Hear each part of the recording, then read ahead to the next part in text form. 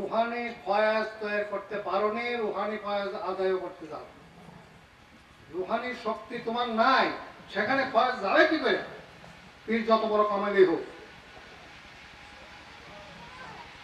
আগে তোমাকে তোমার ভাণ্ড তৈরি করো। পেটের নিয়ম আগে তোমার দেহ মুক্তি করবে, তারপর তোমার চিন্তা মুক্তি করবে, তারপর তোমাকে কামলে দিছে আগে। এখন কি করে দেখো, এখন আমি জানি না, যে টাইম তো পরিবর্তনশীল।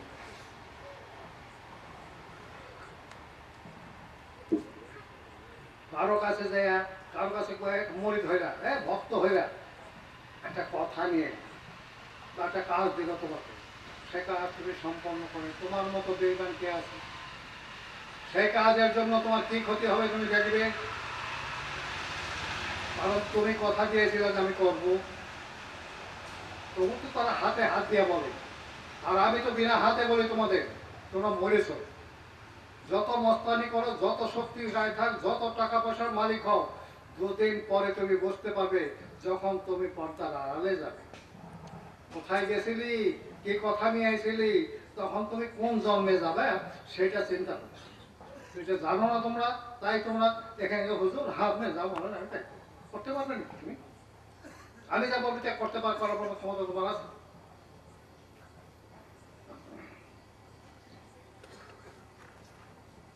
তোমরা রুহানি শক্তিটাও সঞ্চয় করতে জানো না। আর ওই রুহানি শক্তির সাথে পীরের তরফ থেকে রুহানি ফয়েজ যাবে। সেই ফয়েজ যদি না যায়, তুমি মানুষের খাতায় তোমার লেখা, তুমি যত নামাজ, যত রোজা, যত জিকির, যত বালা মুসিবত যতই কাটো, তুমি মানুষের খাতায় তোমার নামটা, আমরা একটা খাতা আছে, কে মানুষ কে পশু, একটা খাতা, সে খাতায় তোমার আসবে। এই যদি দয়ালু কামেল হয়, তোমাকে উদ্ধার করে দেবে, যেহেতু ফয়েজ দেবে।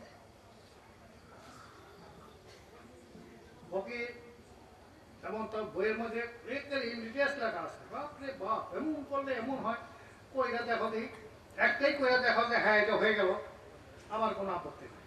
তাই তোমার আর কিছু ধরার দরকার নেই, ওই বইয়ের মালিকের পিঠ হয়ে যাবে।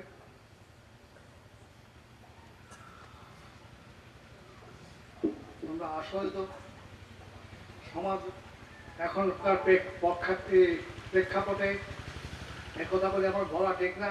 কারণ এই বসো, এই ছেলেমেয়েরা দাঁড়ায় আছো, বসো। বর্তমান সময়ে অর্থের যোগ, লোভের যোগ, লোভ চরম পর্যায়ে আছে, কারণ শক্তি নিঃশেষ। ওটা চিন্তা করো না, আগামী কিছুদিন পরেই জানতে পাবে মহিলা শক্তি বৃদ্ধি, পুরুষ শক্তি শেষ হয়ে যাবে। একমাত্র যাদের আছে তারা ছাড়া পুরুষের কোনো মূল্য থাকবে না, তোমাদের কোনো মূল্য থাকবে, 4 পয়সার মূল্য কুকুরও দেবে। তাই ভবিষ্যৎ কথা বলতে হয় না, তো আমি বলে ফেললাম। কথা হইল তোমাকে চিনতে হবে। চিনতে গেলে কি করতে হবে? তোমার দেহ রোগ মুক্তি করতে হবে। তোমার দেখে বাইনে বাইনে জোড়া, যতগুলি পাশ দেখো সকালে জোড়া, এই জোড়া নৌকা নিয়ে ভাঙ্গা তৈরি বইতে গেছো গাঙ্গে, তোমার মতো মানুষ কি করে টিকবে? ও যত ফুটানি বলো যে আমার জোড়া নাই, আমি সেরে গেছি, কিন্তু তোমার মুখের ফুটানি, কোনো ক্ষমতা নাই।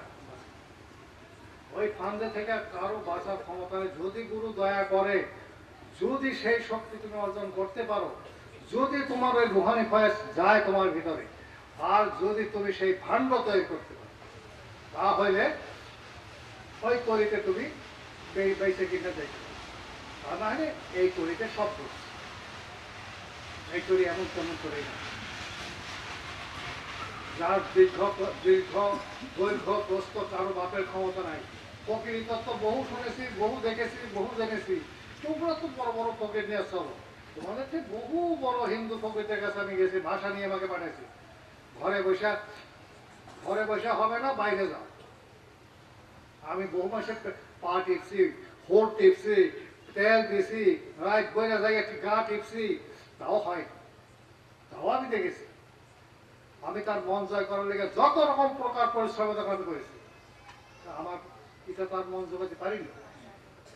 এক হিন্দু গুরু, ভারতের বেশ বড় গুরু, উনি আমাকে বললেন, হুজুর হুজুর পাঠাইছে। না হুজুর আপনার নাম বলছিল, নিশ্চয়ই নামে এলাম। আমার বাপ আপনার আপনার আমার কোনো ক্ষমতাই নেই আপনাকে যেতে, আমাকে ভাব ভঙ্গি যা দেখেন আসলে আমি সত্য কথা বলছি, একটা ভাব আমার আমাদের সমাজে চলার জন্য ভাব, মানে আপনি সত্য কথা বলছেন, আমি মানলাম, আমি আর আপনার পূজা করছি না, আমি চললাম। তোমরা মনে করে অমুক পিসাব ল্যাংটা হয়ে আছে, অমুক কামের সব ল্যাংটা হয়েছে, আমি গেলে দিয়ে দিই, কি দিয়ে দিবে তোমাকে? কি দিয়ে দেবে? উরসের 2 দিন আগে মজিবনগর থেকে একটা লোক এসেছিল, আজকে 13 বছর হইল।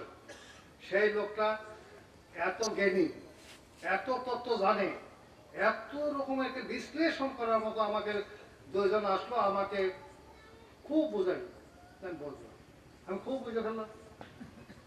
তারপর আমি আবার শেষে বললাম, আপনার বলা হয়ে গেছে কিসের জন্য আইসেন আমার কাছে? বলে আপনাকে আমি স্বপ্নে দেখেছি। বলে এটা তো মিথ্যা কথা, আপনি আমাকে দেখেন না, জানেন না, শোনেন না, আপনি আমাকে স্বপ্নে কিভাবে দেখলেন? বলে এটা আমি রুহানি রুহানি শক্তি আপনার আসবে। আর ওই শক্তির জন্য তো আমি ঘুরে বেড়াইছি। 13 বছর না 33 বছরে আপনার হবে না, এই জন্যই আপনার হবে না। আমি যদি বইলে ফেলি তাহলে আপনার মনে কষ্ট পাবে, আপনার এই জন্মেই হবে না। আপনার কাউকে কাটতে পারবেন, কাউকে মারতে পারবেন, আপনার টাকা আছে, জমি আছে, বেছে বেছে দিচ্ছেন, কোনো পিসাব কি শিকার হয়েছে? কোনো পিসাবের কাছে গেছিলেন? চেষ্টা করছি। বলে চেষ্টা করতে থাকি। বলে ওরাসার পরে আপনাকে আপনার কাছে আসবো, আপনি আমার একটা ঠিকানা দিয়ে আমি সেখানে যাই পাইবেন। অত বড় বেদব আমি না।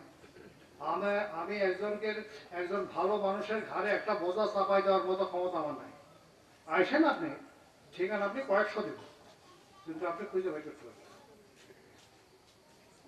উনি আজকাল রাইতে থাকছেন, ওনার সাথী একজন ছিল, সে ওনাকে থাকতে দেয়। কথা হলো আসল ধর্মটা কোন জায়গায়? তুমি মুসলমান হয়ে রেখে গে, রেলের সাথে রেলের ইঞ্জিনটা রাস্তাটা চলছে, এর সাথে ডাব্বা যদি ভাঙাও হয়, যদি ডাব্বার আংটা বাঁধানো যায়, তাহলে ওই ডাব্বা চইলা চিটাগাং পর্যন্ত যাবে।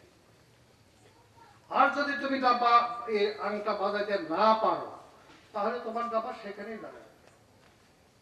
তোমাদের জন্মটা এরকম, তোমরা এই চিন্তা, তোমাদের বহু রকমের বহু চিন্তা, তোমরা কিভাবে কি করবা সেটা তোমাদের ব্যাপার, ওটা আমি বলতে পারছি না, কারণ অত তোমাদের মতো অত বুঝি না, জ্ঞানও আমার নাই। তো আমি বলছি, যারা এখানে আসছো প্রতি ওরসে আমি তোমাদের একটা কথা বলছি, মাওলানা ভাসানীর জন্মদিন উপলক্ষে একটা কথাই তোমাদের বলে দিই, এই মৃত্যুদিন আমার হয়নি, আমি বলেছিলাম কিন্তু আমি পারিনি, কারণ সমাজ সংসার, তারপরে এই যে একটা সমাজে বাস করি, তাদের একটা পরিবেশ পরিস্থিতি, এটা এই সমাজে হয় না, এই সমাজের সাথে সম্পৃক্ত থাকলে হয় না। আমি তোমার বাড়িতে গেলাম, তুমি একটা মুরগি জবাই করে ফেলি, কেন? মুরগিটা অপরাধ কি? তুমি তো কোরবানি হবে আমার কাছে, তুমি কোরবানি করে জানোয়ারটা কেন? তোমার পিসাব গিয়া বলছিল যে মুরগিটা জবাই কর? কোনোদিন বলবে, কোনোদিন একটা খাসির একটা ডিমও তোমার বাড়ি খাবে না। বিশ্বাস যদি হয়, সে তোমার বাড়িতে খাইতে পারবে কেন? যে পরিবেশ পরিস্থিতি, তার জন্য বিশ্বাসকে পিছাইতে হয়েছে কত ফিট পিছনে আসতে হয়েছে, আর কতটুকু কষ্ট তাকে পাইতে হয়েছে, সেটা তুমি জানবা না। যদি পীর হইতে, যদি সেই জিনিসের অধিকারী হইতে, তাহলে বুঝতে পারবে।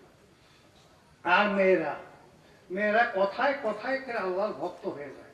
এখন যদি একজন এসে বলে, ওগো এইটা তো ধর্ম না, এইভাবে করলে হয়ে যাবে, চলে গেল। হ্যাঁ, 2 দিনকে নামাজ রোজা, আমি কার কথা বলবো? আমার নিজের কথাই বলি।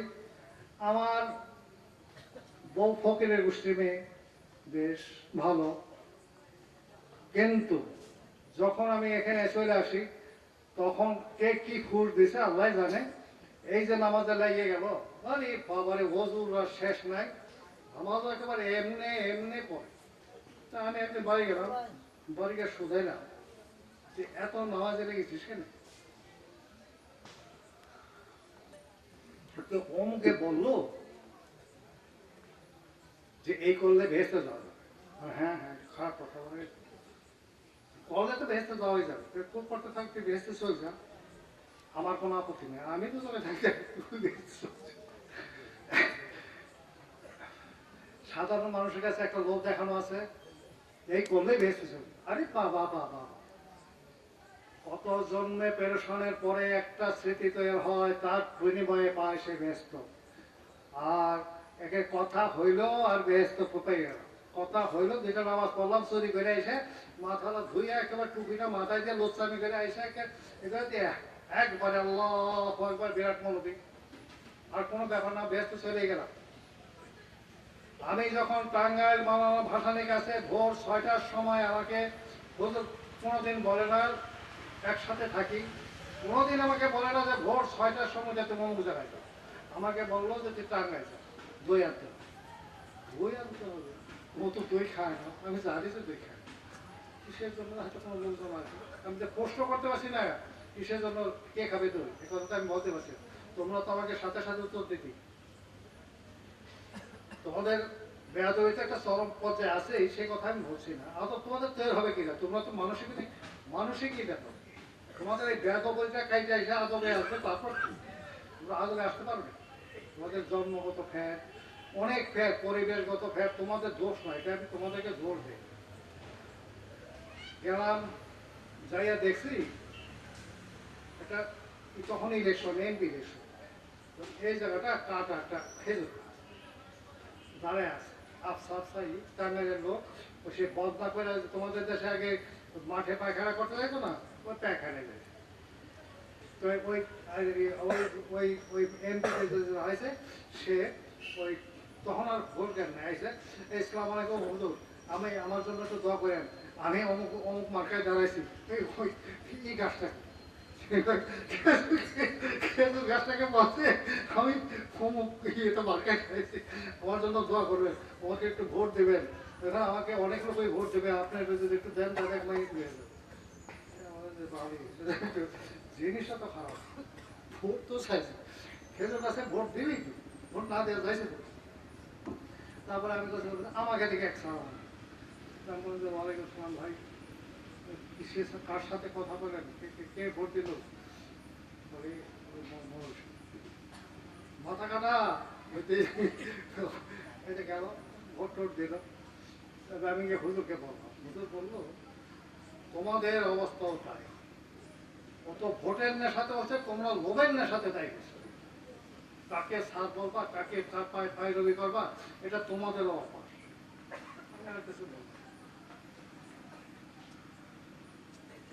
পিছনে যারা দাঁড়ায় আসো একটু ভিতরে এসে বসো, ভিতরে বসো, জায়গা আছে, সামনে জায়গা আছে, তোমরা ওই দিকে লক্ষ্য রাখবে কেন, তোমরা ঘোরাঘুরি করবা, দেখবা কে আসলো কে গেল।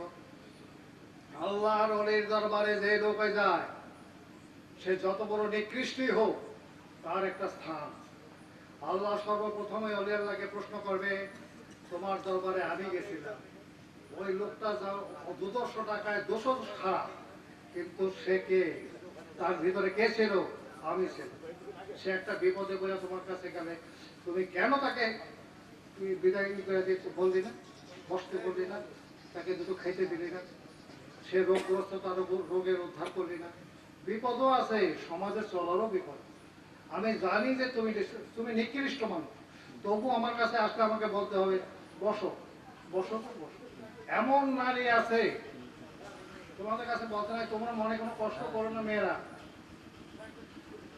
এই যে 4 শ্রেণীর নারী, তার মধ্যে একটা শ্রেণী আছে পুরুষকে কো বাঘ, বাঘ দেখেছো কোনোদিন যে পুরুষের রক্ত খায়, যোগ দেখেছো কোনোদিন চুইসা খায়, মানে রক্ত তোমার পায়ের মধ্যে থেকে চুইসা নিতে টের পাবে না, খালি এটা কিক করে কামড় দিবে, তোমাকে এতটুকু যোগ এত বড় হয়ে যাবে, রক্ত বোঝাই হয়ে। সেই নারীও আমার কাছে আসে, মাঝে মাঝে আসে, আমাকে তো তাকে সম্বর্ধনা করতে হয়, বসো, কোনো সময় ধমক দেই, হ্যাঁ তুমি এখানে কেন আইছো, কিন্তু কথা না যে আমি ওইভাবে বলছি না, আমি তার ওই ভিতরের স্বভাব থেকে বলছি, কিন্তু আমার বাইরে আমাকে তাকে বাহ্যিকতা দেখাইতে হয়েছে, কারণ ওই যে কথাটা হবে, ওর ভিতরে তো আমি ছিলাম, তুমি তাড়ালি কেন,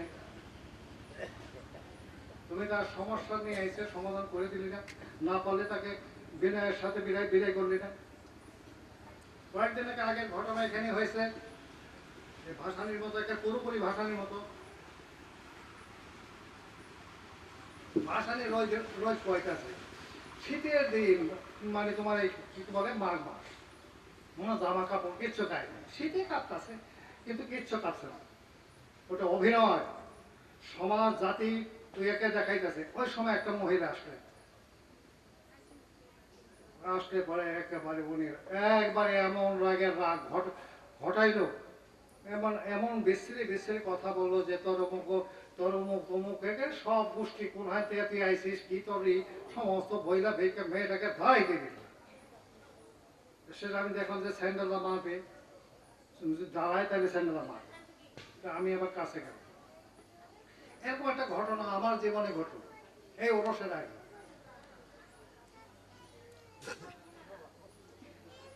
দুইটা মহিলা আসলো একটা মহিলা আমাকে যে আচরণ করলো এখানে ছিল বোধহয় আনারুল আকে আমি ওকে দাঁড়াইতে দিলাম এই জায়গাতেই দাঁড়াইতে দিলাম আমারও রাগ এমন হয়ে গেল আরে তোর ভিতর বাহির তো আমি সব দেখছি যে তুই কে আর তারপরে তুই আমাকে এরকম ভাবে ব্যবহার করলে আমি তো সহ্য করবো আমি তারা একেবারে এরিয়ার বাইরে করে আমার এত রাগ হয়েছে আমার রাগ হওয়া কম এমনি বকি তোমাদের কিন্তু কতটা আমি অন্তর থেকে রাখি না ওর উপরে আমার অন্তর থেকে রাগ হয়েছে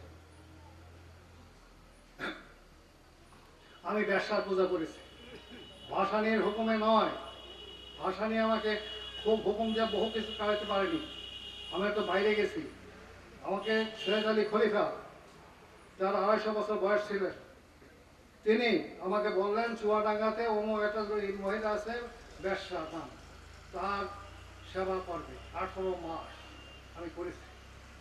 আমি করেছি ব্যবসারূপী কিন্তু ব্যবসা নয় সে বহু ঊর্ধ্বের কামের মহিলা কিন্তু তার নাম হিন্দু মায়ারানী না ইরানি ছিল খুব সুন্দর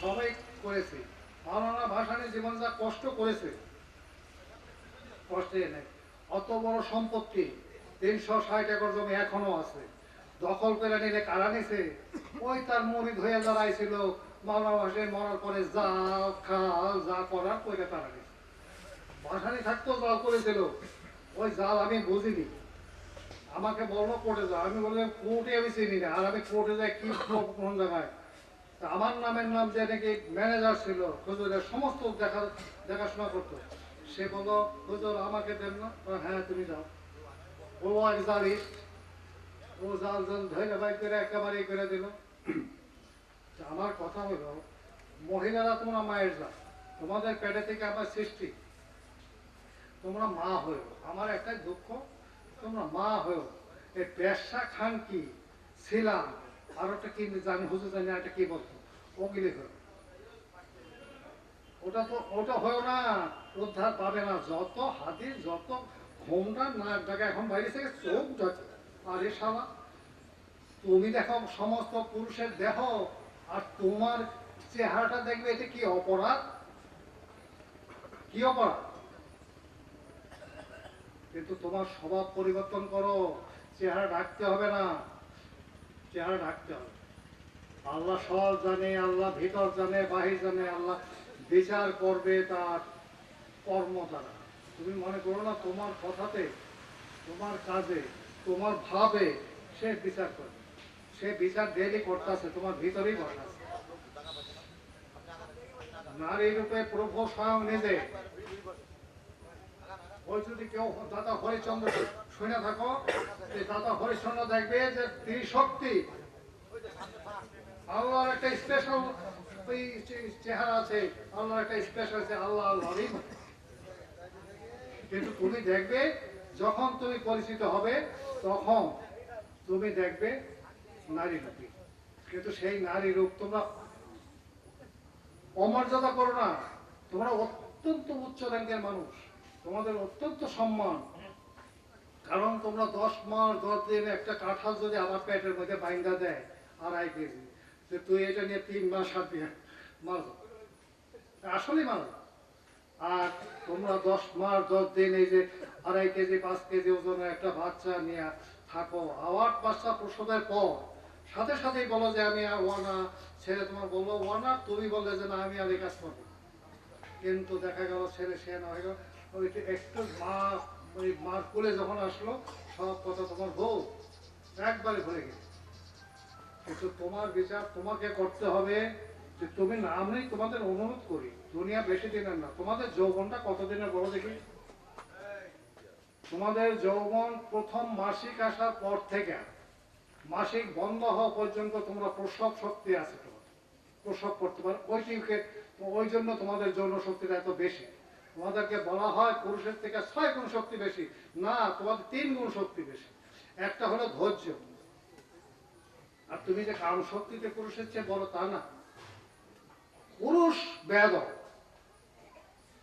নারী বেদব না।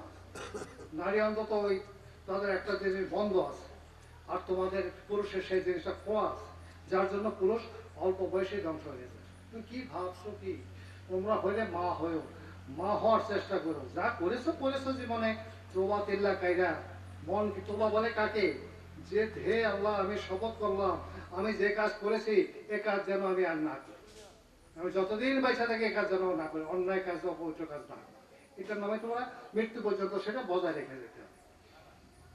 কোনো কোনো ভাষণের সাথে আমি গেছি, অনেক জায়গায় গেছি, অনেক অলি আল্লাহর সাথে আমার দেখা। ভারতবর্ষের ভিতরে আমার সাথে প্রায় অলি আল্লাহদের সাথে দেখা সাক্ষাৎ সবই আছে, কিন্তু আমার সাথে তোমরা এত বছর চলছো, কেউ কি একটা মাজারে তোমাদের পাঠাইতে? তোমরা কি পারো সেখান থেকে সেই মাজারের লোককে দেখাতে? হ্যাঁ, একটা লোককে আমি পাঠাইছিলাম, একটা লোককে আমি কাতলের হাবিল বলে একটা ছেলে, মূর্খ এবং সত্য, এমন সত্যবাদী যে যে জিনিস এখনকার যুগে বিরল, ওকে দেখাইছিলাম, ওকে দেখাইছিলাম সেই জিনিস। কিন্তু তোমাদের মাজারে পাঠাইলে তোমরা কিছু দেখতে পাবে না, কিছু দেখতে পারো না। কেন পারো না? কেন পারো না? তাহলে তোমার কোন কোন গুণ নাই, কোনটা কোনটা তুমি অন্যায় করছো, কোনটাতে তোমার কল বন্ধ হয়ে আছে, কলবে যাহা করে আছে, ময়লা করে আছে, একটা তো তুমি খবর রাখো না।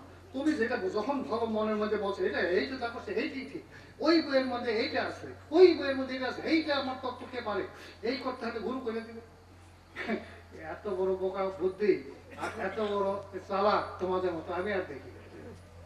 একটা কাজ আমি যাকে দেখি, সে যদি ঠিক একনিষ্ঠ দিনে 40 দিন পর্যন্ত সেই কাজটা করতো, তাহলে তার রেজাল্ট সে আসতো, আসতেই তার একটা পরিবর্তন আসতো। পরিবর্তন আসবে কি? সে তো কাজেই করে না, মুখে হুজুরকে দেখাতে পায়ে সালাম মুখ দেখে এখানে ভক্তি ওখানে ভক্তি। আমি যে এই জিনিস পছন্দ করি, মাওলানা ভাষায় তোমার পায়ে হাত, চার মস্তকে দেখছি পায়ে হাত দিতে পারে, ভাই যার মার পায়ে হাত দিলে পাতল পায়ে সেই যার মার এই গুণ আমার লেগে। কারণটা কি? আমি তো মানুষ, তোমাদেরকে তো আমি চাইছিলাম এই যুগে এখানে আসছি কিসের জন্য? এই দেশে আমার মা বাপ কি ছিল না? আমাকে কি জন্ম দেয়নি? আমি কি কোনো আত্মীয় স্বজনের মধ্যে ছিলাম না? আমি এমএ পর্যন্ত পড়েছি যখন, আমার কি কোনো বন্ধু বান্ধব আমার কোনো ছিল না? আমি কেন তোমাদের মতো মানুষের কাছে এই বনে শিয়াল, শিয়াল যেখানে থাকে, যেখানে শিয়ালের আবাসস্থল, আমি যখন প্রথম আসি ওখানে যখন এই 8 কাঠা জমি আমি নেই, তখন একটা ওই লাগাইছিলাম বটবৃক্ষের ডাই, সেই ডাইটা তো একজন উঠাই নিয়ে গেল, আমি তোর নাম বলছি নি, এখন জীবিত আছে সে, তার দোষ বলা জানা কাকু, উঠাই নিয়ে গেল। আমি বসে আছি, দেখি চাইলেও দাগ দিয়ে আমাকে খ্যাস শিয়ালে আমার চাইলে পাশে এসে খ্যাক খ্যাক খ্যাক, আমি ওদের সাথে খ্যাক খ্যাক করছি, এই তোরা খ্যাক খ্যাক করছিস কেন? আবার বসে রইল, আবার কিছুক্ষণ পর খ্যাক খ্যাক করছে, আমি ওদের সাথে খ্যাক খ্যাক করছি, আবার থেমে গেল। সে কত করুণ খেলা একা আমি এই মাঠে। তখন তো তোমরা হাইটা যাইতা, তখন তো তোমাদের এই রাস্তা ছিল না, তখন সেই ইটের রাস্তা ছিল, বালু কি। আমার জীবনে সব ঘটলো, আমার জীবনে আমি যে অনেক কিছু পেলাম, 35-36 বছরে আমি সব দেখে নিই। আমার কথা হইল মাওলানা ভাসানীর বদৌলত, ওনার ওসিলায় আমি এই পথগুলি পেয়েছি। আমি যত কিছু অর্জন করেছি ওনার ওসিলায়, ওনার ওসিলায়, ওনার দয়া। আমি এখানে গেলে আমার কাছে এইটা কথা বলতো না, তার দয়া দৃষ্টি ছিল বলে আমি তার কাছ থেকে সেটা আদায় করতে পারছি কথা। তোমাদের কাছে আমার একটা শেষ অনুরোধ, আমি আর বাঁচবো কি বাঁচবো না, আজকে এই যে দেহার অবস্থা ছিল, আমি যে তোমাদের সাথে কথা বলতে পারবো এরকম সাহস এরকম কি ছিল না।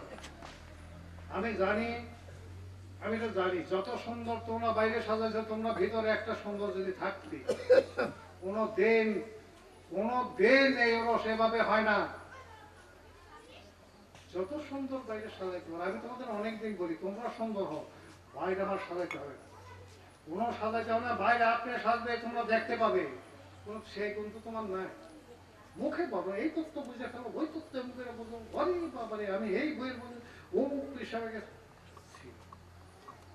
ছেড়বা যতক্ষণ পর্যন্ত কোনো পীর যদি কামের পীর হয়, সে যদি তোমাকে কোনো কথা দিয়ে থাকে যাও এই কাজ করবা, সেই কাজ যদি কোনো রকম গাফলতি হয়, এটি পৃথিবীর যেখানে যাওয়া তখন এটি ছাড়া কোনো লাভ নাই।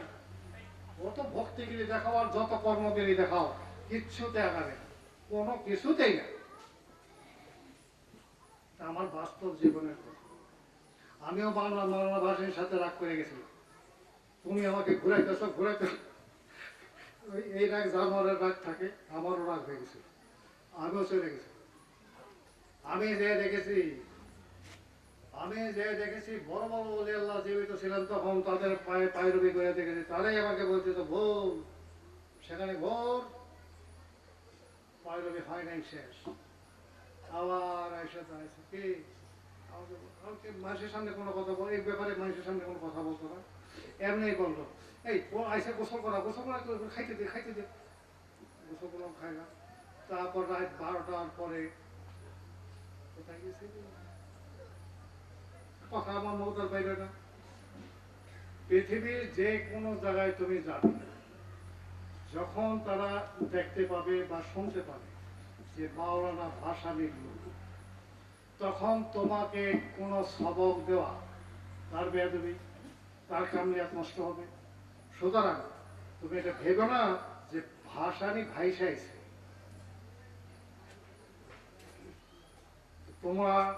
তোমাদের দৃষ্টিটা ঠিক সেই রকম, একটুকু 19-20। তোমাদের মতো লোক আমাকে তত্ত্ব বোঝায়, ওই হয়েছে এ হয়েছে, আমি ঠিক আছে বুঝি, আমার বোঝার খুব দরকার, আমি বুঝে ফেলি, আমার তো বোঝার কোনো দরকার নাই।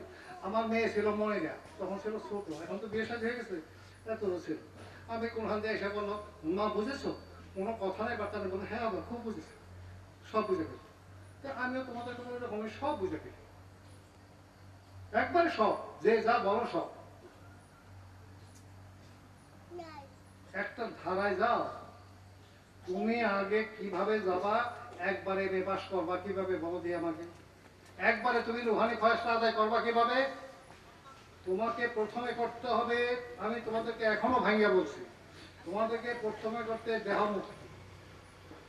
দেহের অসুখ বেসুখ, অসুখ মানুষের গায়ে থাকে কেন গো, কিসের জন্য আসে গো, স্বভাব তোমার খারাপ, স্বভাবে তোমাকে অভাব ভেবে ফেলবে, তোমার আগে তোমার দেহ মুক্তি, তারপরে করো তুমি, তারপরে তুমি আগাও, তারপরে হবে তোমার চিন্তা মুক্তি। এই দেখো তোমার মনের মধ্যে চিন্তা, এইটা ভালো না, ওই বইয়ের মধ্যে এটা লেখা আছে, ওইটা বুঝি ভালো, ওই গুরুর কাছে এটা শুনেছি, ওই বুঝি ভালো। আরে বাবারে, কর্ম করে তুমি দেখো যে কোনটা ভালো, তারপরে তুমি করবা চিন্তা মুক্তি, তারপর তুমি আসবে কোথায়, আসল জায়গায়। 3টা স্টেপ পার, 2টা স্টেপ পার হইতে হবে। এতে 12 খুব কঠিন পরিশ্রম করে 12-24 বছর লাগবে, খুব কঠিন পরিশ্রম করলে 12-24 বছর লাগবে, যদি পীরের সদায় দৃষ্টি থাকে। দেহ দিছি, মনও দিছি, প্রাণ দিছি, সব কিছু দিছি, আর কি রাখিছি আমি বাকি, তা তো আমার এখনো তো আমার সাহস হয় না যে আমি তোমার কাছ থেকে বঞ্চিত হব কিনা।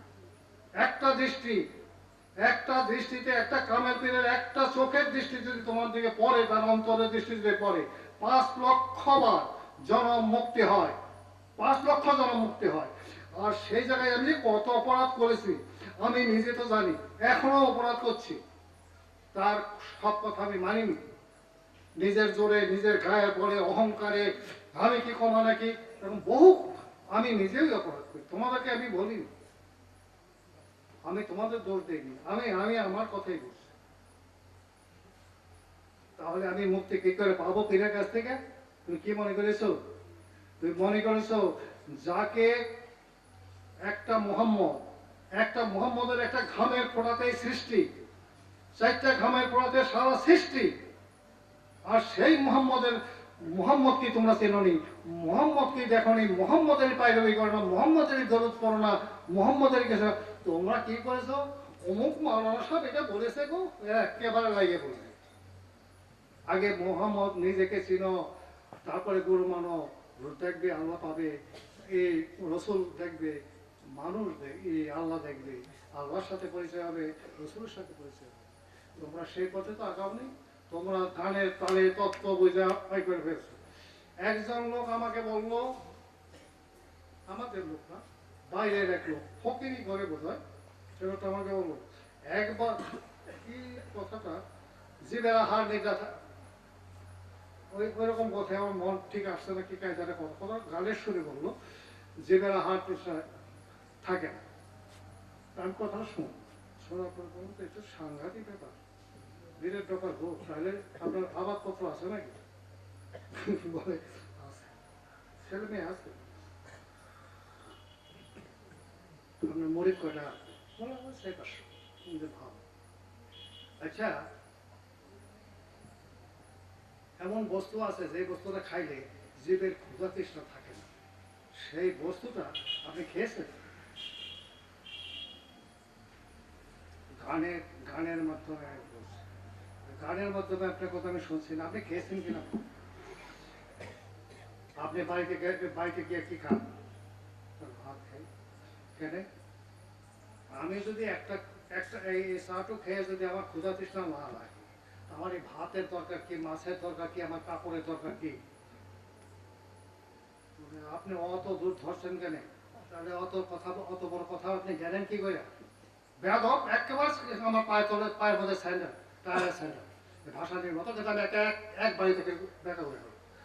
আর কথা বলবে তো যে আপনি তো গুরু মারা লোক, মানে আমি গুরু মারা নাকি, কত গুরু আমি মেরে দিয়েছি। তুমি যার উপযুক্ত না, যা চোখে দেখো নি, কার কাছে গল্প শুনি না, তুমি এই কাজ করতে, এই কথা সমাজে প্রচার করছো। তুমি আগে জানা কোন বস্তু খাইলে কে সেই লোক দেখেছে কোনোদিন? কাদের ক্ষুধা তেষ্টা লাগে না, যাদের শীত হারাম, যাদের ঘুম হারাম, যারা এই মাটিতে পা দেয়নি, যারা কারো বাড়িতে সে খায়নি, পৃথিবীর এমন কোন লোক বলতে পারবে না তারা কারো হাতে হাত পাইতে খাইছে। দুনিয়ার মানুষ খাইতে দিতে গেলে সে উল্টে দিয়ে চলে গেছে, তারা কোনোদিন মুখ ফুটে বলতে পারেনি। আর আপনার মতন লোক দুইটা চুল আর বাল রাইখা, বড় একটা সাদা পোশাক পইরা, দাঁড়িয়ে রেখে আপনি বলে ফেললেন যে আর জীবের ক্ষুধা তৃষ্ণা রয় না, এমন একটা বস্তু আছে। সেই বস্তুটা কি আমাকে দেখাতে পারে? বেয়াদব, আর যদি কোনোদিন আমার সামনে বলেন তাহলে আপনার কপালে শনি আছে। কথা বলবেন, কাজ থাকতে হবে, কাজ না থাকলে আপনি কথা কি বলবেন, আপনি কি বুঝাবেন? আমি খুব অপরাধও করেছি, অনেক অনেক রকম অপরাধ করেছি। কিরকম? ভাসানি আমাকে পাঠাইতো, হিমালয়ে পাঠাইছিল, রাস্তায় রাস্তায় এরকম ভণ্ড সাধু বসে আছে, করে একটা মোছে, দাড়িতে, চুলে, চেহারা দেখা যাচ্ছে না, চোখের পিছিয়ে দেখা যায় না, একবারে বিরাট কিছু দেখলে মানুষ তো ভক্তি করবে। আমি গিয়ে ঘন্টা খানি দাঁড়িয়ে আছি রাস্তার মধ্যে, হিমালয়ে উঠবো, রাস্তার মধ্যে দাঁড়িয়ে আছি, কোনো খবর নেই। তারপরে আমার তো একটা ধৈর্য আছে, আমি একটা দিলাম না, পেচ্ছে এক ধোয়া, তখন আমার গায়ে খুব শক্তি ছিল। বলতে পারে, হ্যাঁ আমি তোকে সব দেবতা 14 গোষ্ঠী নরকে চলে যাবে, অমুক করে তোর একটা ভস্য হয়ে যাবে। তারপরে আর কি কি আছে তুই করে নে, তুই করে নে, তারপর আমি দেখছি। আর কিছু না। তারপর দেখেন ঢাকায় ওখানে সর্দার এখানে বসে আছে, হিমালয়ে কতগুলি হিন্দুদের তীর্থ আছে, ওই তীর্থতে ওঠে মানুষ, ওরা তখন এই টাকা আদায় করে, ওই সাধুকে দেখায়, সাধু সাইজে বসে আছে। রংপুর এই লালমনিরহাট রেল স্টেশনে একজন ছিল, ও আমাকে দেখলে আর ওই অঞ্চল থাকবে না, আমি ওকে বসে দিয়েছিলাম। আমার কথা হলো, শোনো, তোমরা ঘোরাঘুরি করছো, অনেক দিন করছো, এই মাওলানা ভাসানী ওরা যে কোনো ওরসেই তোমরা অংশগ্রহণ করো, শারীরিক মানসিক সব দিকটা খেটে পেটে সমস্ত সুন্দর সাথে তোমরা একটু সুন্দর হও, এটি আমার কথা। এর চেয়ে আমার আর কিছু কথা নেই। মাওলানা ভাসানী সাধারণ মানুষ নয়। যদিও একটা 1.5 টাকার পাঞ্জাবি নিয়ে চীন, যদিও একটা 1.5 টাকার পাঞ্জাবি নিয়ে পাকিস্তান, যদিও একটা 1.5 টাকার পাকিস্তানের নিয়ে সৌদি আরব পর্যন্ত নিয়ে গেছেন, কিন্তু আমার মতো পোশাক সবে অতি সাধারণ, চাল চলন অতি সাধারণ, শোয়া অতি সাধারণ জায়গায়। একটা চৌকি ছিল গ্যাডর গ্যাডর গ্যাডর গ্যাডর, ওই চৌকির মধ্যে থাকে। আর তোমার শোয়ার আমি একটা কাহিনী বলি, ওনার কথাতে অন্য হারিয়ে গেছি। একটা ধোকরা আছে যে শীতাইছে না, তার ভিতরে ধোকরা, সেই ধোকরার নিচে তোমার এই বিচলি বিচলি পায়, বিচলি পাইলে দিবে মাসে, পাইলে দিলে ওর উপরে হ্যাঁ একটা পাটি দিই, হোগলা পাটি না তো সেই হোগলা ছিল তো, যে সীমাস আনে হোগলা, হোগলার উপরে একটা বাড়িতে শুয়ে একটা ধোকরা আছে, ধোকরা গায়ে। এর মধ্যে তুমি যদি গণো, হাতে ধরে গণো, প্রায় কয়েক কোটি হবে তোমার ওই কি বলে ওই সে যে কামড়ায় সার পোকা, সার পোকা সুন্দর করে লাইনে রেখে শুয়ে আছে।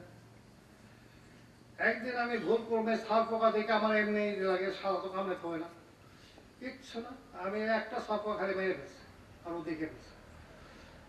আমাকে বলো শোন, তুই এই সাপ পোকাটা মেরে ফেলছিস না, খুব ভালো কাজ করিস, কারণ ও শালা কামড়ানো, তুই একটা এই সাপ পোকাটা একটু বানাই দিবি, একটা সাপ পোকা বানাই দে, তবে মাথাটা কমানো। সাপ পোকা বানাবো কেমনে, মারলি কেমনে, কে তোকে যুক্তি দিচ্ছে তোর মনে ভিতরে, কে সেই শুয়োরটা, কে যে শুয়োরটাতে তোকে রাগ জাগাইলো আর সেই শুয়োরটাকে মারাইলো, সেটা কে? আমি তো কোনো কথার আর উত্তর দেবো না, তখন তো আমার এমনি ভয়। ওনার জীবনটা এরকম জীবন গেছে, ধোকরা কি ধোকরা, আল্লাহ, সে ধোয়া নাই পাকার নাই সেই। আর এই মাঘ মাসে শীতাইছে, ওই শীতের মধ্যে ধরো তাল গাছের একটা তাল গাছ ছিল রাস্তার মধ্যে, ওই তাল গাছের মধ্যে একটা পাটি বিছে, হোগলা হোগলা হোগলা বিছাইছে, কোনো বালিশ নেই, ওর মধ্যে সেই দিয়ে শুয়ে আছে।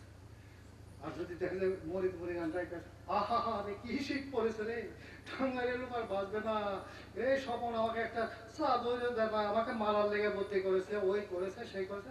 আমি ওটা কিছুই করি না, তবে অভিনয়টা কি, তার রূর সাথে তার যে শক্তি সঞ্চয় হয়েছে, তার যে কর্মগুণের উত্তাপ আছে, তার কাছে শীত আসে না। ওই মাঘ মাসে ওই মাঘ মাসে পুরো মাঘ মাসটা ওই এশার নামাজের পরে একটা বিরাট দিঘি আছে, ওই দিঘি যে ঘরে থাকতাম আমরা, ওই ঘর থেকে ওইটা টুক করে যেতে পারতাম। লঙ্গিটা আম গাছের মধ্যে ওটা চারা ছিল, চারার মধ্যে বাইনটা দিয়ে বাইনটা কোনোদিন বাঁধত না, বাইনটা নেমে ফয়জরের আগে। আমি একদিন টের পাই না যে কোথায় যায় আর কি করে। একদিন আমি, শয়তান তো, শয়তানের বুদ্ধিটা কম থাকে না, আমি তো তখন শয়তান, তা আমি দেখছি যে ওই পানিতে গেল লঙ্গিটা ওই জমিদারদের ভাঙ্গা ঘাটটার মধ্যে থেকে গেল, পরে গেলাম কিচ্ছু বলো না, ও তো ওর কাজ করছে, ওর লঙ্গিটা খুব করে একদিন ঘর থেকে ফয়জার সময় আজান আগে যেতে হবে, নামা মানুষ উঠে যাবে, স্কুলের ছাত্রছাত্রী উঠবে, কর্মচারী উঠবে, সবাই আমাকে ডাকছে, ওই চারিদিকে লুঙ্গি খুঁজে পায় আমার কাছে, এই সপন আজ সালাম মরা মরছো নাকি, এত কমাইছো, আমার লুঙ্গিটা সারা শিয়ালে নিয়ে গেছে। লুঙ্গি আপনার পরনে, শিয়ালে কি করে লুঙ্গি নেই, বলে শিয়ালটা খুব বাজি, এই পুকুরে মাছ খায় আর আমার এই লুঙ্গি নিয়ে পালায়, তাই তো সারা শিয়ালও দারুণ শিয়াল। ঠিক আছে, আমি লুঙ্গিটা দিলাম, উঠলো, তোরা তাড়াতাড়ি বলবি কি, আমি জীবিত থাকতে কার কাছে বলবো, তাইলে বাড়ি তোর যান শেষ, আমি বলবো, আমারও তো গল্প করার শখ নেই। আপনার গতি দ্বারা দেখে আমি যতটুকু শিখতে পেরেছি, যতটুকু বুঝতে পেরেছি, সাধারণ মানুষের চোখে ফাঁকি দেওয়া ছাড়া কোনো কাজ নাই। এটা আমি দেখছি, শুনছি, সবসময় অভিনয় বুঝছি, কিন্তু সাধারণ মানুষের তো কোনো শক্তিই নেই। যেমন রাজনীতি করো তোমরা, আওয়ামী লীগ করো, বিএনপি করো, জামাত করো, সাধারণ মানুষ তোমাদের হুতে হুদায়, তাদের কিছু করার নেই। যে যা বলো সেটাই, যেটা বুঝাই দিলা সেটাই তারা করো, কারণ এটা তো মূল্যহীন। কিন্তু ভোটটা লাগে বলে তাদের ওই অতটুকু পয়সা পাতি দিতে হয়, নাহলে ওদেরকে গনাই না। আর একটা কথা, সে কিন্তু যত যাই করুক তার কর্মে থেকে বিশুদ্ধি হয়। যত অভিনয় করুক, যত যাই করুক, তার কর্মকে। আজও আমি তোমার সেই অনুসারে বলে দিছি যে তোমরা একটা কাজ করবে। আমার কাছ থেকে ওয়াদা করে অনেকেই গেছো, কাজ করো নি, তার বিপরীত ফল রেজাল্ট তোমরা পাইবা, কিন্তু তোমাদের বোধ শক্তি নাই, তো তোমরা এটা উপলব্ধি করতে হবে। তোমরা নিজে নিজে নিজে বেশি জানতে যাবে। কোনো পীরের সামনে কোনো তত্ত্ব বলতে হয় না। পীরই তার ব্যাগে, তার একটা ব্যাগ আসে, এক এক সময় জন প্রতি ব্যাগ আসে, সেই ব্যাগে আপনেই তার উগলাইতে হয়, তোমাকে বলতে হয়। তুমি এই প্রশ্ন করলে ওইটা এই করলে এই হয় না, কিচ্ছু হয় না, কিচ্ছু হবে না। এক বাপ মা ছাড়া সন্তান হয় না, এটা জেনে রেখো। আর ওই রুহানি ভয় ছাড়া কোনো লোক মানুষ হয় না, সেটা পীরেরই বদলতে হয়। সুতরাং তোমরা যত পণ্ডিতি, যত খেলা, যত ব্যাপার করো, আমি তো তোমাদের সাথে কিছু বলছি না, কারণ তোমরা তো অনেক দিন অনেক কর্মী। সুতরাং আমি যদি কিছু বলি সেটা অন্যায় হবে না। একটা জিনিস মনে রেখো, কেউ মাপ পাবে না। জন্ম জন্মান্তরে ঘুরতে হবে এই জিনিস উদ্ধার করতে। এই যতদিন পর্যন্ত রুহানি ফয়েজ না লাভ করতে পারবে, ততদিন পর্যন্ত মানুষের খাতায় নাম যাবে না। তোমাদেরকে বলেছিলাম যে একটা কথা, নাম একটা জপ। নাম যেটা একজন বাহাদুর হয়ে গেছে, নামে কিছু আসে যায় না। তুমি জানলি কি লাগে, কি আসে আর কি যায় না, তুমি বলেছো। একটা একটা নাম 12 বছর একটা রেজাল্ট আসে। আমাকে একটা কর্ম দিল ভাসানি, ভাসানি একটা মুড়িকে, রংপুরের, আমার থেকে বয়স বেশি হবে, ঘাড় এরকম মোটা, হুজুরের খুব ভক্ত, খালি গায়ে থাকে, শীত হোক আর বান হোক সব খালি গায়ে, অন্যান্য কাজ করে। সে বলো যে হুজুর আমি তো সব যাই বলেন, আমি যতটুকু পারি করি, কিন্তু আমার সাধ্য আমি কোনোদিন ত্রুটি করি না। তো আমাকে এমন একটা জিনিস দেন যাতে আমি আর ওই সব কাজ না করে এই কাজেই মুক্তি পাবো। চোখ করে চোখ বুঝে বসো, চোখ বসার পরে পড়লো এই নামটা জব্বা দিই।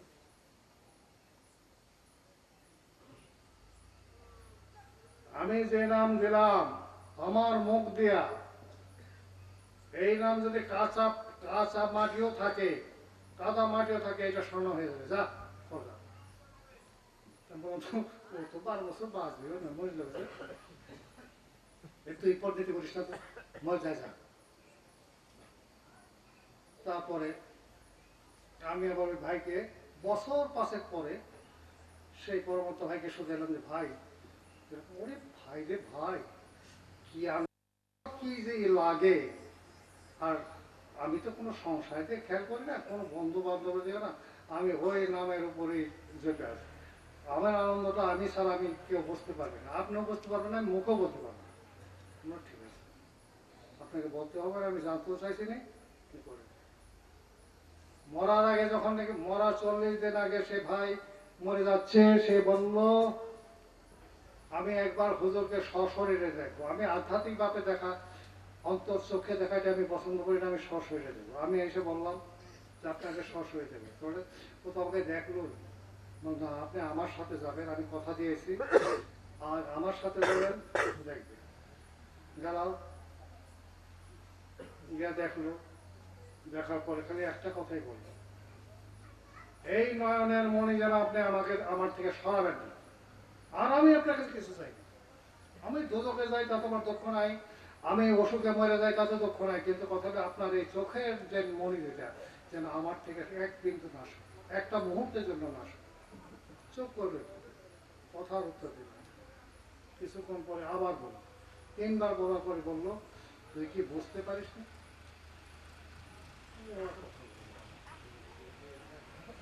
স্বপন আছে। আমি তারপর তবে সেই মাওয়া ভাসানির মৃত্যু আমার হাতে হইল। মৃত্যু আমার হাতে হইল, সব আমি দেখলাম। আমার দেখা, আমার শোনা, আমার কর্ম, আমি কিছুই করতে পারিনি। তোমরা অনেক কিছু করেছো, আমি কিছু করতে পারি। তবু আমি তোমাদের কাছে একটা দাবি করি, কিছু না করি, কিন্তু একটা কামের ফিরে সভাপতি তো ছিলাম কয়দিন।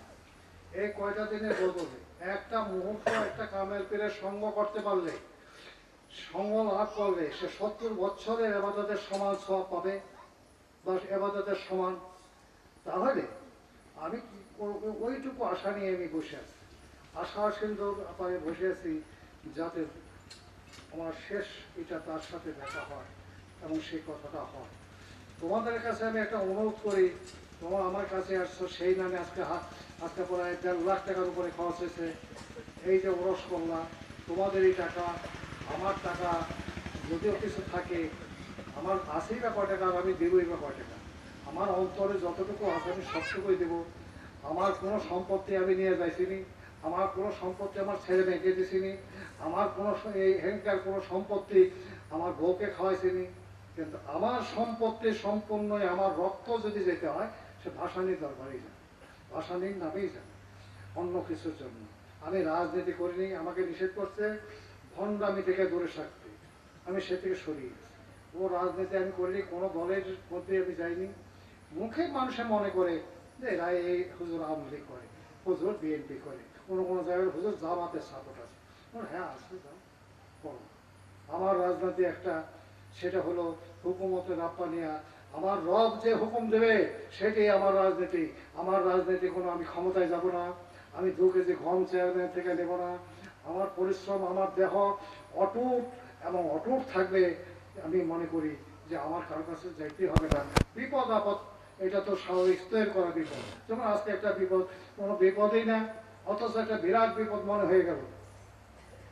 যাই হোক, আমি এই সেই ওরস উপলক্ষে তোমাদেরকে অনুরোধ করছি যে তোমরা পূর্ব পথে ফিরে আসো, তোমাদের দেহটাকে শান্তি করো, দেহটাকে আগে মুক্তি করো, তারপর তোমরা জ্ঞানজ মুক্তি হও, আর তারপর তোমরা এই জীবমুক্তি হও, তারপর তোমরা প্রভু মুক্তি, প্রভুর সাথে দর্শন করো। তোমরা একে লাভটা তার কাছে উঠো না, কেউ পারেনি, গোড়াটা পাইয়ে উঠতে হয়েছে। আর একটা তরিকা আছে, তারা পারবেন, সেটা হলো কি ওয়াজ করণী। সে একটা কথা দিলে, একটা থুতু দিলে মুখে, সম্পূর্ণ দুনিয়া উদার হয়ে যায়। কারণ উনি মহব্বতের প্রেমে, প্রেমে রসুলের পৃথিবীর মধ্যে, সৃষ্টির মধ্যে রসুলের একমাত্র প্রেমিক, সেটা হলো ওয়াজ করে আসলাম। সুতরাং ওনার কোনো তত্ত্ব, ওনার কোনো ভক্তবৃন্দ লাগে না। অনেক এখানে একটা লোক যাইছে, এই কামলিয়াত পাবে, এই বসলো, তোমার রুহুর কোনো শক্তি থাকবে না। উনি ধমক দিলে রুহুর কোনো শক্তি থাকবে না। হাগল হাগল থুতু মুখে দেবে, তাই গেল। আর তোমাকে কোনো কিছু করতে হবে, তোমার ভিতরেই তখন জানতে থাকবে সে কি ঘটবে, সেটা যারটা ঘটে সে জানে। তোমরা বলো জিকির করে কিছু হয় না, আমি তো এই তত্ত্বটা তোমাদের মুখতেই শুনছি বেশি, অন্য কোনো জায়গায় এতটা শুনিনি। জিকির করে কাজ, কি কাজ আছে, কি কাজ আছে, তুমি একটু কইরা দেখো তোমার রুহানি আগাইতে কতটুকু শক্তি বাড়ছে। যারা রেগুলার করো তারা একটা দেখো, সন্ধ্যাবেলা এখানে যে 1 ঘন্টা 10 মিনিট করো, তারাই দেখো তোমাদের পরিবর্তন কতটুকু। মন মন পরিবর্তন, মন পরিবর্তন করলে তার ওষুধ আছে, সেই ডাক্তারের কাছে যাইতে হবে, একটা এমন ইঞ্জেকশন দেবে, একেবারে 24 ঘন্টা সেই ধ্যানে করে থাকতে হবে। বিপদ, তার কোনো বিপদ নেই। তাকে সুস্থ করতে হলে ওই পথ ছাড়া হবে না, তরিকা পথ ছাড়া মানুষ মুক্তি পাবে না। সে যে তরিকা কাজ দিয়া করুক, মোজাদ্দেদে করুক, নকশবন্দিয়া করুক, খাজা ওই মনোদিন চিন্তা করুক, যেটাই করবে ওই তরিকা বেঁচে রেখে, গায়েবী বেঁচে রেখে কোনো শিক্ষক, কোনো মানুষ এমএ পাশ করতে পারে না। বই তো আমার বাড়িতে বহু আছে, বই লাইব্রেরিতে সব কিনে এনে দিয়ে দেবো, আমার মেয়েকে ওখানে পড়াবো। আর কোনো স্কুলে যাইতে পারে, কলেজে যাইতে মেয়ের বাপেরও ক্ষমতা নেই মেট্রিক সার্টিফিকেট আনতে। 10টা বছর পরিশ্রম করার পর একটা মেট্রিক সার্টিফিকেট পা জীবন চলার পরিচয় হিসেবে। তা বিএ পাস করলে তুমি কি হও, একটা নাগরিক, সুনাগরিকের হওয়ার মতো হই। তারপরে এমএ পাস করে মাস্টার ডিগ্রিটা নিতে একটা 2টা বছর লাগে। তারপর এতটুকু সময়ের ভিতরে, 16 বছরের ভিতরে কতটুকু পরিশ্রম করেছ, বাপের কতগুলি টাকা ক্ষয় করেছ, তারপরে নকল করো, ফকল করো, যাই করলে একটা ভালো পাচ্ছ, একটা সার্টিফিকেট তুমি পাইলে। তুমি কি করে আশা করতে পারো বীরের কাছে গেলাম আর কথা বললাম আর আমাকে এটা দিল না ওইটা দিল, তুমি কি দিবার যোগ্য আমাকে একটা বুঝাইতে পারো? কোনো কিছুই তুমি পাওয়ার যোগ্য নও। তোমার তত্ত্ব কথা আমি শুনবো না, তো তোমাদের মত্ত কথা আমি শুনবো না। তখন অনেক কিছু আমি তো বলেই দিই, তুমি আমার সামনে তত্ত্ব বলবে না। আর তত্ত্বের মতো দেয় যদি নাই, আমি যা না তাই তো বলবো। বইয়ের লেখা নাইলে কারোর কাছে গল্প শোনা, ও কথা আমি বলতে তুমি বলবে কেন? তুমি আসবে, তোমার কোনটা পরিবর্তন করতে হবে কোনটা না পরিবর্তন আমি করবো। আমি যেটা বলবো তোমার সেটা সেটা বলে তোমাকে চলে যেতে হবে। তুমি কোনো মত খাটাইলে সেখানে হবে না। আল্লাহর উপরে কোনো মত খাটবে না, রসুলের উপরে কোনো মত খাটবে না, পীরের উপরেও কোনো মত খাটবে না। আল্লাহর হুকুম যদি ফরজ হয়ে থাকে, পীরের হুকুমও ফরজ হয়ে যাবে। জানো এটা? জানবে না, কারণ এখনকার যুগে অন্য বই পুস্তকে হাদিস কোরআন বেরিয়েছে, তো এখন পাবো না। তোমাদেরকে আমি অনুরোধ করি, তোমরা অত জানতে যাবে না। যদি কারো বিশ্বাস থাকে আসবে, আমি যে কর্ম দেবো সেই কর্মটা ওটাকে ফলাইতে হবে। একটা ফুল একবারে একদিনে পড়ে না, সেটা কলি হয়ে বাইর হবে, তারপর আস্তে আস্তে আস্তে আস্তে। যাই হোক, আমি আর তোমাদের বেরোনো আজকে মৃত্যুর সময়।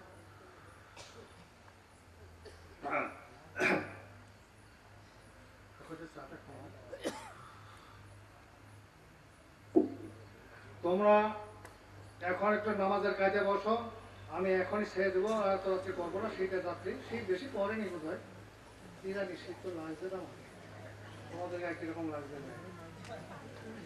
এই ইবাদত খানার এই ঘরে আমি সারা রাত দাঁড়ায় আছি। একই জায়গাতে তোমরা দেখেছো, একই জায়গাতে সারা রাত তোমাদেরকে নিয়ে জিকির করেছি। তোমাদের সেই মন মানসিকতা, সেই কর্মকতা তোমাদের কোথায় নিয়ে গেছে? কোথায় তোমরা আছো? এখনো তোমাদের ক্ষমতা নাই একটা রাত এক জায়গায় একেভাবে দাঁড়িয়ে থাকতে পারবে। আমি তোমাদের দোয়ায় আল্লাহর রহমতে এই ক্ষমতা আমার রাতের পর রাত আমি দাঁড়িয়ে থাকতে পারবো। আমার পাও পড়বে না, পা ঝিঝিও ধরবে না। তোমাদের 1 ঘন্টা দাঁড়ায় দিতে পারে, তোমার পা ঝিঝি ধরে যাবে, তোমাদের সমস্ত কিছু বিলীন হয়ে যাবে। কি শক্তি সঞ্চয় করেছে গো? এত ভালো খাইয়া, এত লাঠি মাইয়া, এত টাকার মালিক হইয়া কি শক্তিটা সঞ্চয় করেছ? সেই শক্তিটা কি? শক্তি কাকে বলে? শক্তি কোনটা? তাও তো জানো না। তাও তো জানো না। জানো শুধু হ্যাঁ বলা আছে সবাই ঘুষি দিয়ে আসবো, তাও একটা কোপ দিয়ে আসবো, এইটুকু জানো। তোমার কোপটা কতদিন একটা কোপ দিয়ে দিলে আমাকে রাস্তায়, কালকে যে তুমি কুকুরের মতো পড়ে থাকবে, তোমার ওই হাত দিয়ে কোপ আসবে। সুতরাং আমি আর তোমাদের রাত্রি করে প্রথম আমার বকপ্রেমী সারাইতে বসতে পারবো, বকাতে কোনো অসুবিধা নেই। আজকে অত্যন্ত আমার আনন্দের বিষয় যে তোমরা এত সুন্দরভাবে পরিশ্রম করে 2টা মাস 2.5টা মাস পরিশ্রম করে এত সুন্দর করে সাজাইছো। কালকের দিনটা যদি তাদের তাবারকটা তোমরা সবাই ত্যাগ স্বীকার করে, কষ্ট স্বীকার করে বিতরণ করতে পারে, তোমাদের কাজ সাকসেসফুল। এ ওরসও সাকসেসফুল, ওরসও সাকসেসফুল। কে বললো আমাকে যে মাওলানা ভাসানীকে আমি দেখ এই ওরস কি আসবে? আরে বোকা সোদা, তোমার কি এই জ্ঞানটা হয়নি? তুমি এই প্রশ্নটা আমাকে করো।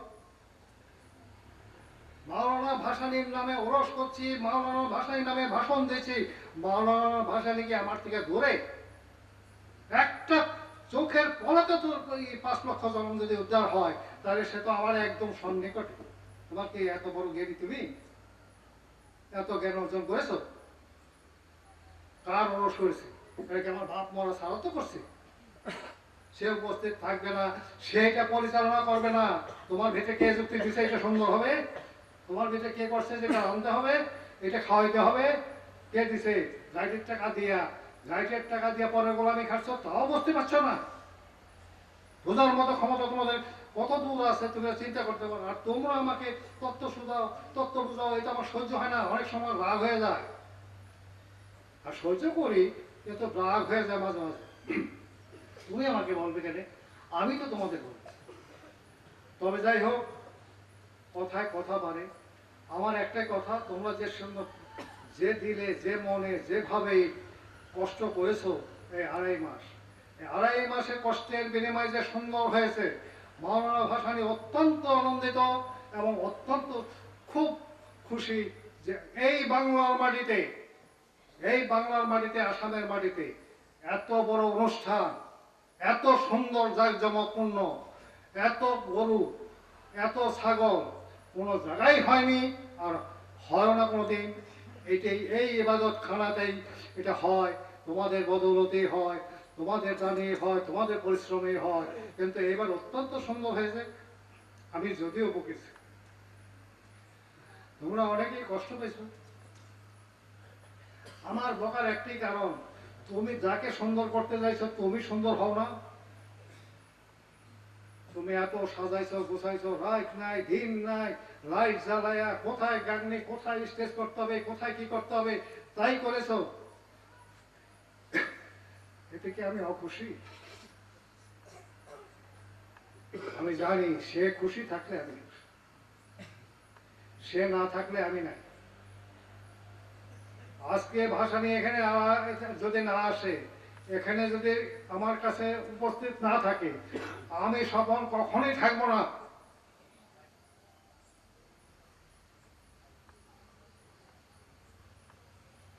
সে আছে বলেই আমি আছি। তোমরা তোমাদের এত নির্বুদ্ধিতা, এত সুন্দর কথা বলো, শুনলে অবশ্য রাগ হয়, কিন্তু কথাটা তোমাদের বুদ্ধিতে ঠিক আছে।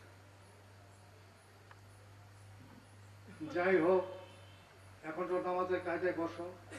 তার ঠিক 8:30, 8:30তে উনি দেহ ত্যাগ করছেন পিজি হাসপাতালে, 6 তলার উপরে।